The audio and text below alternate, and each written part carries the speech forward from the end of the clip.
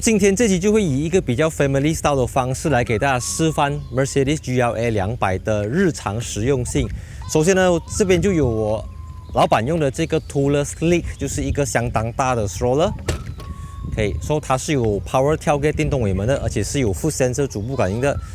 你看它这个行李箱空间呢，其实是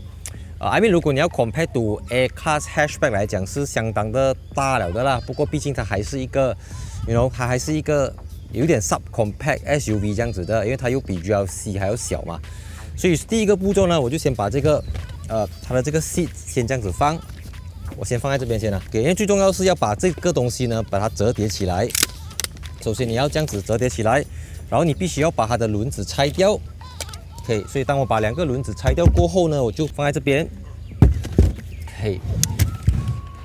OK，let's say 这是我的车啦，我要放下这样子的东西，其实是刚刚好的。当然，我知道不是每一个人都有这样子的 stroller， 不过确实透过这个我要表达的是，其实这辆车子的后排是相当的 limit。然后你把脚伸过去，速度蛮快，比很多的日系 SUV 的还要快。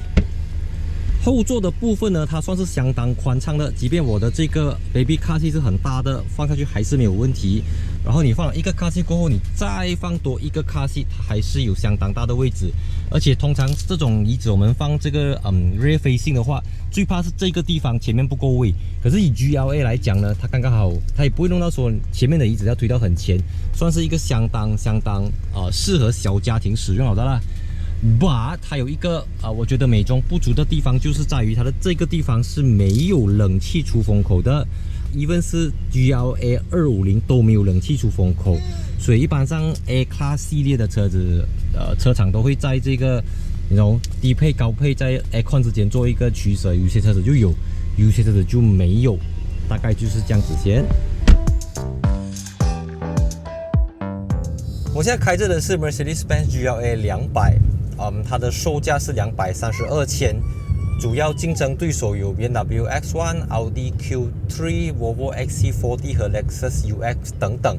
200多千你要买到一个豪华的 SUV， 就是这一些选择。那其实我不是第一次介绍这个 A Class 啦，我叫它 A Class 是因为你如果之前有看我够多 Mercedes-Benz 的影片，你就知道我曾经说过 Mercedes-Benz 的这个平台它衍生出来的车款多达7款。而这7款里面基本上我都开过了啦。首先就是 A Class Hatchback、A Class Sedan、CLA 有没有开过啦 ？GLA、GLB、B Class， 还有 CLA Shooting Brake， 所以基本上这些车子的轴距都是大同小异。而我一坐上来这台 GLA 的时候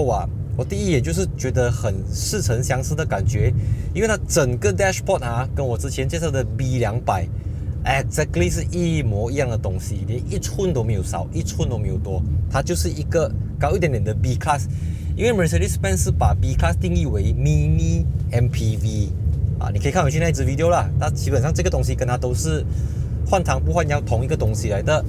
所以Mercedes-Benz 现在已经不卖 A Class Hatchback 了。所以它只卖本地组装的 A Class Sedan， 还有这个本地组装的 GLA， 就是小型的 SUV 这样子。所以基本上这个 GLA 200也好 ，A 200 Hatchback 也好 ，A 200 Sedan 也好，even 是 CLA 200都好，都是同一个引擎、同一个 gearbox， 同样的 setting， 就是这个1332cc 的 Turbo 引擎，也就是 Mercedes-Benz 的 M282 引擎。那这个 M282 其实就是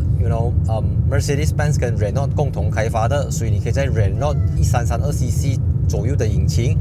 找到这样子的东西啦。然后它搭配的是 7-speed 的 Dual Clutch Transmission，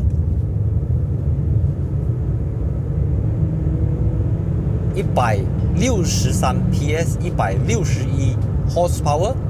250 Nm， 0到100 8.9秒。那这个东西只是讲给大家参考，因为我相信没有多少个人买 GLA 200会在乎马力的，因为你都已经知道，你就是要这个 budget， 就是要这样子的 size， 所以马力大小倒还好。那如果你要 2.0L Turbo 引擎的那个 GLA 250呢，你就要给多3万多块，然后你就可以拿到200多匹的这个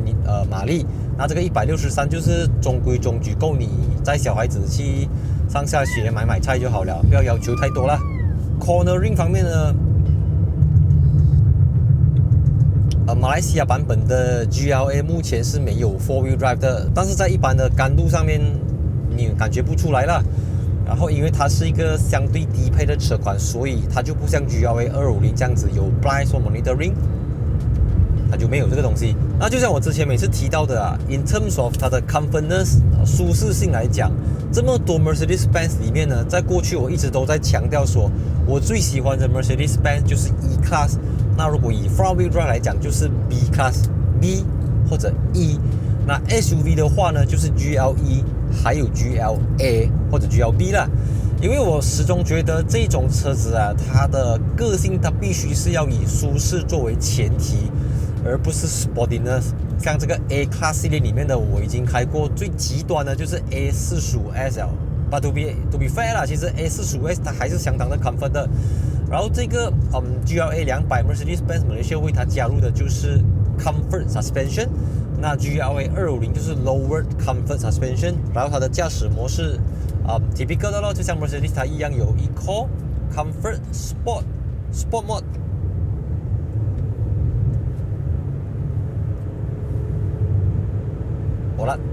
冇甩就是冇甩，160多匹，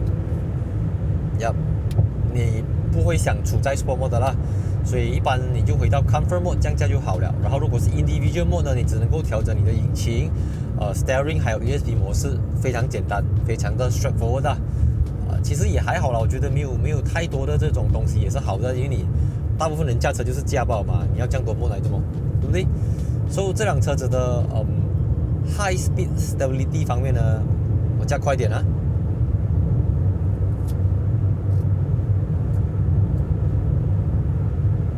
很稳，跑到140。surprisingly 啦，因为这个大概是18寸嘛，没有错是2355/18。因为毕竟这辆车子它的悬挂系统呢，我觉得它不太能够应付烂路啊。I mean 以232千来讲，这个价位还有其他对手做的比它好。不过如果你真的只是要买一个Mercedes 的入门级 SUV， 它已经能够满足到你了啦。但是讲回它的设备方面啊，很明显的 Mercedes-Benz Malaysia 呢，它就是比你多花33000块去买那个高配版的 GLA 250 AMG Line。因为这个 GLA 200啊，首先我自己比较 care 的是它没有这个 blind spot monitoring 啦。So I mean 它不是很贵的东西啦，不过车商一般上都会使用这样子的一个招数来逼你买 high spec 的车。那除了这个东西之外呢，就是它的里面是没有 ambient light 氛围灯的，没有一个都没有。所以它所有 ambient light 的这个视角呢，都变成了黑色的钢筋烤漆这样子的东西，去掩盖掉说它没有 ambient light 这件事情，所以就会有一点阳春，有一点高松，有一点低配的感觉。不过好就好在啊，我现在开着的这一台 GLA 200呢，他们是采用了最新的这个白色有点米色这样子的皮革，就让到这个车子看起来相当的 premium， 相当的 luxury。所以你 imagine 它是黑色的椅子，晚上的时候黑漆漆一片又没有 ambient light， 就会觉得好像就是为了买这粒 logo 这样子罢了啦。不过除了这东西之外啊，虽然是用了最新的 MBUX 系统，不过它就比 GLA 250少了可以用手机的 app 来启动车子 remote start 啦。然后它也没有 live traffic 的功能，即便它是有内建什么 SIM 卡的啦。好就好在呢 Mercedes-Benz Malaysia 不管是再便宜再低配的车子呢，他们都不会吝啬说采用这个电子仪表板，还有电子的中控台，而且它是全尺寸的哈，就是不是像我在英国看到的那种什么7寸、8寸，就是 cut 掉2个边这样子了的，它算是相当的有诚意了啦。所以就是在一些大家可能比较不在意的地方，它就这样，然后睁一只眼闭一只眼这样子啦。